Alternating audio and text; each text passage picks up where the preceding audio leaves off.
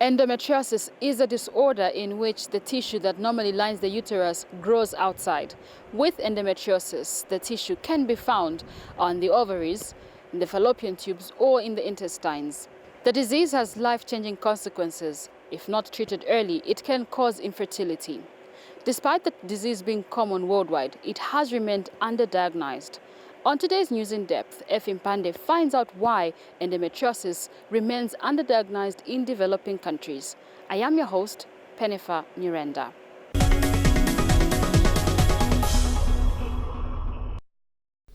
It is an old disease, yet it remains a mystery. Endometriosis was first discovered microscopically by Carl von Rokitansky in 1860. Although the disease has been with mankind for years, it is less often diagnosed than it is actually present. Simply put, endometriosis is underdiagnosed. For many, the condition goes unnoticed. The disease is debilitating because it literally takes over your whole body. And women who have endometriosis also struggle emotionally. You have a lining, of the womb, which is called the endometrium. Now, in endometriosis, it's a condition where you find that this endometrium is found in an area other than the uterine cavity or the womb. There are three theories that have been postulated that can cause endometriosis. One of the theory is called the regurgitation theory, where the endometrial tissue is sucked up in the fallopian tubes and then brought back into the abdomen so that it's implanted in the abdomen cavity. The other is metaplastic theory, where the tissue outside the uterus changes to endometrial tissue. And the other one is vesicular and lymphatic spread.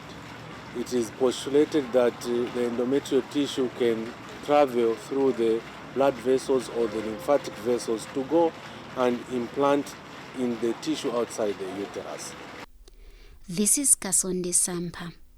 Her symptoms started when she was 11 years old, but she was only diagnosed with endometriosis when she was 36. I was diagnosed with endometriosis in 2011. All along, I never knew that I had this condition. I only discovered when I was evacuated to India for a different medical condition. So upon doing their evaluation, and when I was taken to the theater, that's when they discovered that I also had endometriosis. Endometriosis is a word that is not widely known in Zambia. Many only get to know about it when they are diagnosed with a disease. Kasonde lived with so much pain for many years without knowing the cause. It was during her hospital stay abroad when she finally received an answer to her excruciating pain. It was the first time that I heard of the disease, and at that point when I was told about it, I never even got to really understand what it was all about and what the consequences were. It's only after I returned back home that I read further about it. And of course, right there in India, the doctors had to explain to me what it was and the effects of the condition. Many women who suffer from endometriosis experience few or no symptoms at all. The condition is often diagnosed when a patient is undergoing pelvic surgery for other reasons. But in some women, experts say endometriosis may present more symptoms. Mainly, it is pain. And this pain is of varied degrees. In some people who have endometriosis, they may not have much symptoms. And others will have pain starting even before the periods and lasting through, very painful during the periods, and even after the periods, the pain, lower abdominal pain continues. Some will have pain when their bladder is full, because those deposits are affecting the bladder. Some will have pain when they are passing stool, because those deposits of the endometrial lining are on the rectum or in that area. Some, even during intimacy or meeting with their partners, have that discomfort during the intimate time, and some have severe backache because of the same deposits. Endometriosis is a common condition in women globally, but how common is it in Zambia? In centers or countries where the diagnosis is usually easily achieved, they tend to see more of these cases, but globally we tend to see about 10 to 15% of women suffering this condition in the gynecological population. But like I said, it's a diagnosis challenge. So most times one could be treated with antibiotics, being treated as PID or pelvic inflammatory. But we tend to get suspicious if pain is reportedly severe during menstruation and they give other symptoms which tend to go like it's a PID, and also association with the infertility. It's difficult again to quantify, because if you look at the symptoms which have been described to do with the pain, infertility, and other symptoms, painful passing stool, even some will, bleed externally. Some have even been known to bleed even from belly button and things like that. But it's not all these women who have these symptoms that you are going to open and diagnose. As such, confirmed cases of endometriosis are on the lower side, simply because the diagnosis has not been met. This is a condition we see quite often here at the clinic. I would assume probably in about 1 to 2 out of probably every 30 patients we see at the clinic comes with symptoms suggestive of pelvic endometriosis. We don't have statistics, and I think also nationwide it's probably just to estimate, but I don't think there are quite many statistics that show how endometriosis is widespread. Endometriosis affects women of menstruating age. The disease can invade body organs. The commonest is usually the ovary, where it will give what we call chocolate cysts. Quite similar to the chocolate, but it's just the old blood which accumulates in the ovaries. Then we also have it in the bowels. It can site itself there, ligaments within the pelvis. It can also occur in scars. For example, someone who had a cesarean section or myomectomy, that tissue from the uterus might find itself on the scar of the abdomen or on the belly button.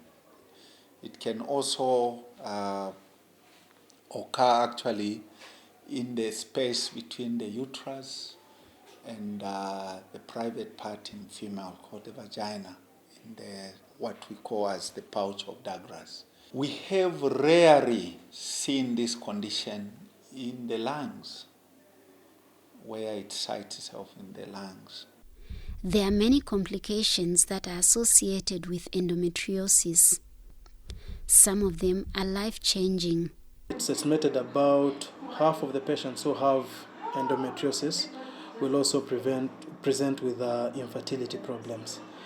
This is because of the what I could call maybe damage that endometriosis does to the reproductive organs, that is the uterus, the ovaries, and the fallopian tubes. Apart from infertility, the main things that will arise are pain, indigestion, poor bowel habit, some even constipation. In unfortunate cases, even intestinal obstruction because of rings, adhesions that form from inflammation. These are bands that, or thick tissues that form around the bowels, impairing their function. Even with the urine, one may even have blood in the urine to some extent. But the thickening at the end of the day will impair the general function of any body organ, even the liver.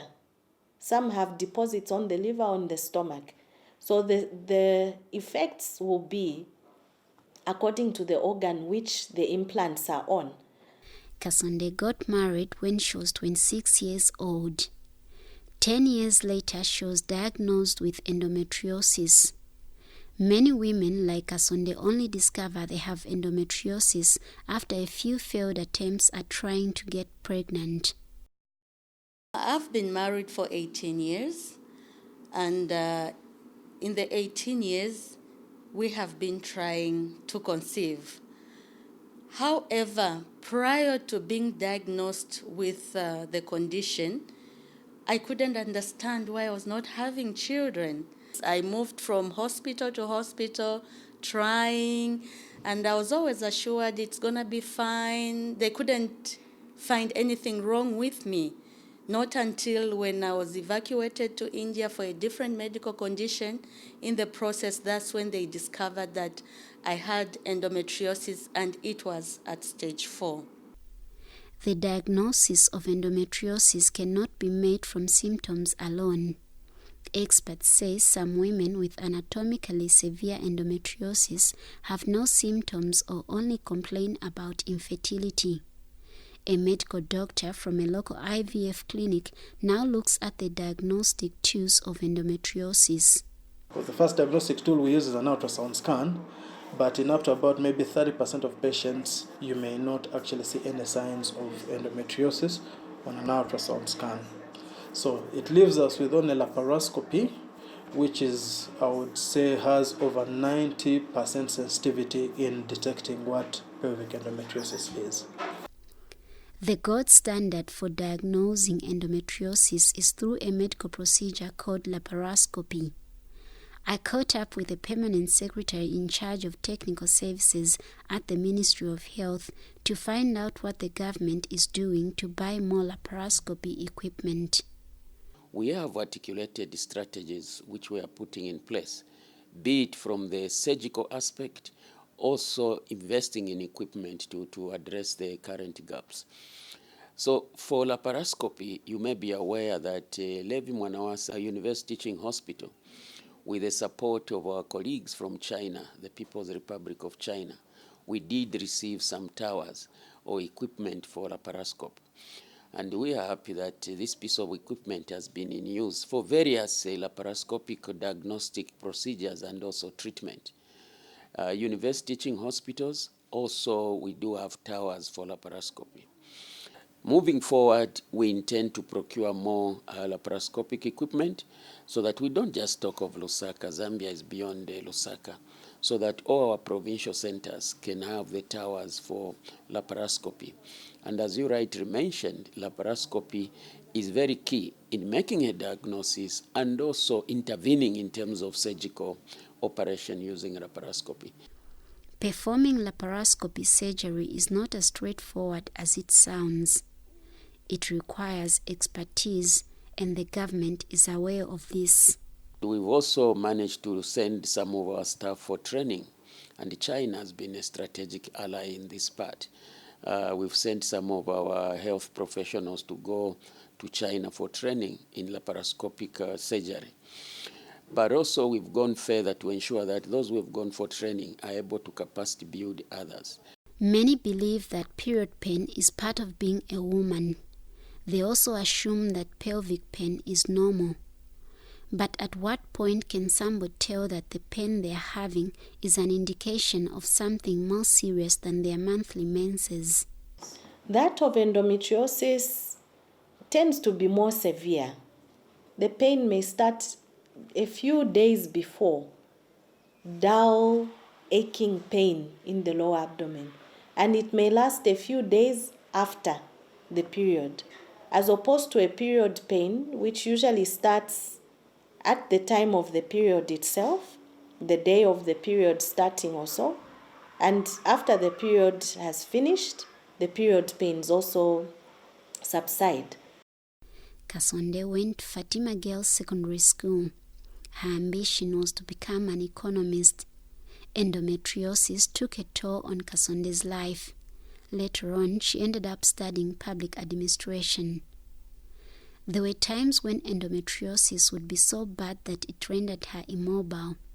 Kasonde missed classes when her symptoms were at its worst.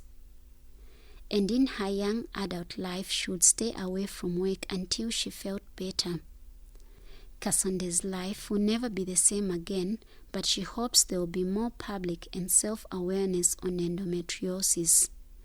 My appeal is to mothers as well who have girl children. When you notice that your children are complaining of stomach pains, don't take it lightly to say, no, it's menses, they will be fine and all. Unfortunately, that's what society says. I remember when I was growing up, I used to have such problems as well, and I would be told, no, don't worry, when you get married, it will go away.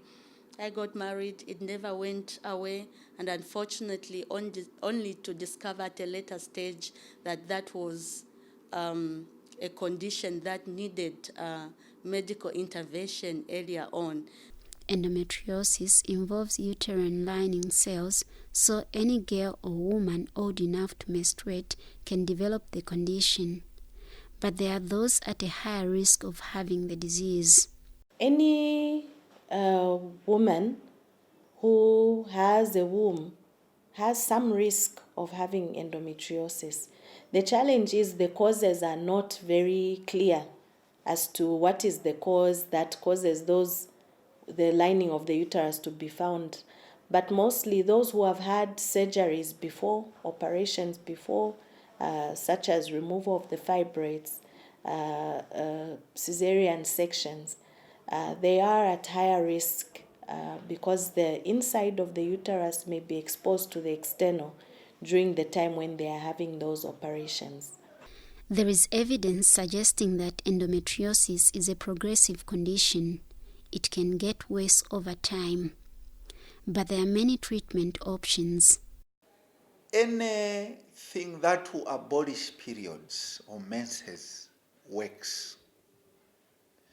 But some women may be asymptomatic, meaning they will have no symptoms. So those you reassure them, and what we offer them is expectant management, just following them up. But the mainstay of treatment is medical.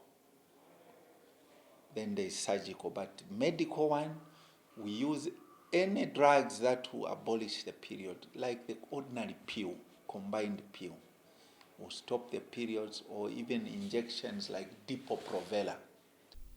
A wall of silence has been built around endometriosis. It permeates an individual's most intimate, personal, and emotional space. Many women with endometriosis suffer from depression, and undoubtedly it is not surprising because it is hard to be happy when you are in so much pain. It's not easy. It can be depressing. I've walked that journey. There were moments I asked so many questions. Why me? Why me? And sometimes I would say, look at the street kids. They're having babies on their backs, but they are not able to, to provide for them. And I would look at myself, I would say, Lord, you've blessed me with a job, and I'm able to take care of these children, but I don't have them. But not all hope is lost. IVF may be the solution to some that are having difficulties in having children. We offer other fertility treatment services for these patients. If on laparoscopy we diagnose that maybe the fallopian tubes are blocked, we offer what we call in vitro fertilization treatment. In vitro fertilization treatment is where we extract the eggs from the lady and we fertilize them outside using the husband's sperm, and then after that we transfer them back to the uterus of the woman. This helps the patient to conceive. Most of those that suffer from endometriosis may require IVF treatment. What is government doing to set up fertility clinics? I'd like to take this opportunity to thank the MEC Foundation for having accepted to train our doctors. So far, 3 doctors have gone to India and they've done a 3 months training. These are already specialists trained in Zambia, and we sent them to India now for 3 months to upscale their skills and knowledge in fertility issues. They are back, 2 are back. One is based in Western Province and one is based in Eastern Province at Chipata Central Hospital. But what is key is to mention that already in Zambia we do have fertility clinics. What we've been lacking are the upscaled services which are high-tech, like IVF. So moving forward, with the support we are getting from partners to upscale the skills and knowledge of our specialists already, I think we can say not far from now, Zambia will be taking the direction of actually setting up even IVF sites within the public sector. People who are unable to have children live at crossroads of social stigma. Kasonde says it is essential that stigma is stamped out. That stigma is real.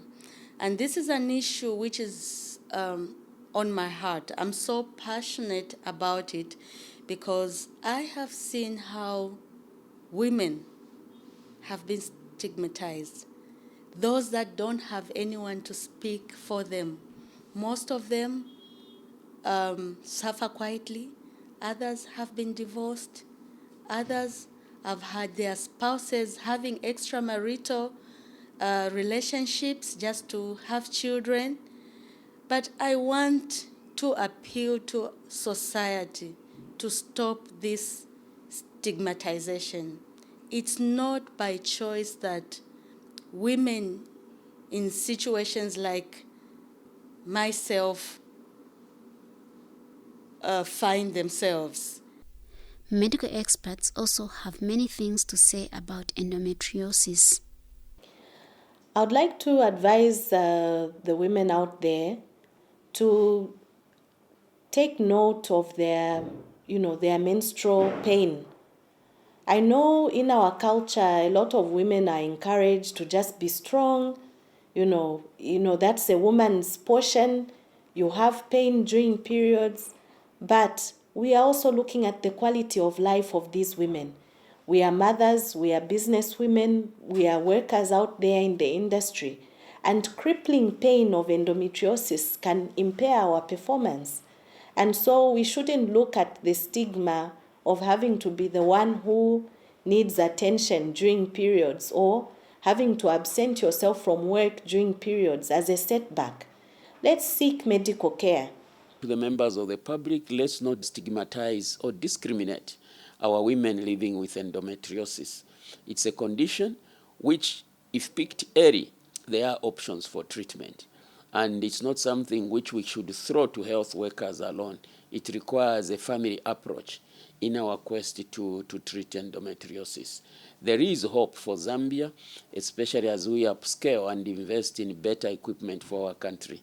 Laparoscopic services is one landmark investment which is going to improve the way we manage endometriosis in our country. Suffering agonizing pain for hours, sometimes for days, every month and for years is enough to disrupt one's personal and professional life, and the pain goes beyond the physical. But with support and empathy from family and friends, those struggling with endometriosis can live quality lives. Issues surrounding menstruation are considered taboo in any setting, but many are hoping that education on endometriosis reaches the girls and women who are suffering in silence and losing their fertility, unaware that this disease exists.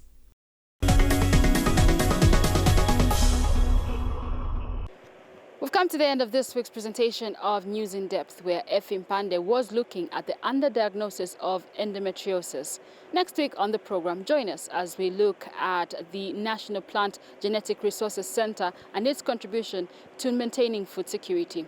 I've been your host, Penny Fanyerenda, saying goodbye and God bless you.